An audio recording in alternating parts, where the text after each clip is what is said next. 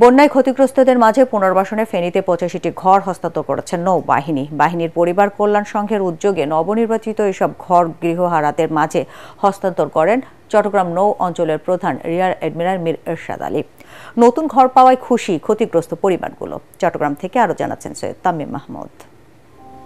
গত বছরের ভয়াবহ বন্যায় ফেনী ও ফুলগাজীর গৃহহারাদের মাঝে কাঠের ৮৫টি দুইতলা ঘর হস্তান্তর করেছে নৌবাহিনী। শনিবার নৌবাহিনীর পরিবার কল্যাণ সংঘের উদ্যোগে নবনির্মিত এসব ঘর ক্ষতিগ্রস্তদের মাঝে হস্তান্তর করেন চট্টগ্রাম নৌ অঞ্চলের প্রধান রিয়ার অ্যাডমিরাল মীর এরশাদ আলী। বন্যায় আশ্রয়কেন্দ্রে কোনোমতে নিজের ও পরিবারের জীবন বাঁচলেও বেঁচে থাকার শেষ সম্বল একমাত্র ঘরটি বিলীন হওয়ায় তাদের প্রতিটি দিন কাটে অনিশ্চয়তায়। নতুন ঘর পেয়ে এখন খুশি তারা। পানি দেওয়ার পরে ঘরের সাইডে বেড়া ছিল, হাফ ইঞ্চ ছিল, ওটা চলে গেছে, আর টনটন উপর থেকে পড়ে গেছে। তাদের মনে দয়া হয়েছে, তাদের মনে আল্লাহ রহমান নাজির করছে। তাদের অনেক পরিশ্রমে অনেক কষ্টে বিনিময় মানে মাথা ঘোষাবার জন্য একটা ঘর করে দিচ্ছে। আমরা নৌবাহিনীর বাইরে ইনশাল্লাহ আমাদেরকে কদ্দুর ঘর দিচ্ছে, আমরা খুব খুশি গেছি বাবুরে।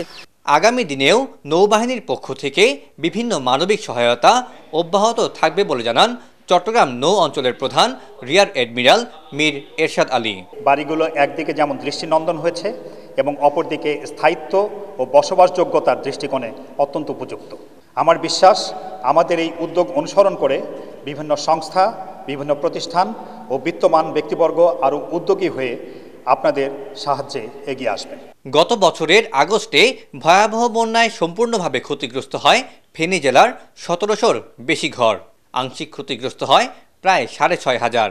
এরই মধ্যে জেলা সদর ও ফুলগাজী উপজেলার ক্ষতিগ্রস্ত শিক্ষা প্রতিষ্ঠান, মসজিদ, মন্দির, মাদ্রাসা সহ ৩৯টি প্রতিষ্ঠানে বিভিন্ন সামগ্রী বিতরণ করেছে নৌবাহিনী। সৈয়দ তামিম মাহমুদ, এটিএন বাংলা, চট্টগ্রাম।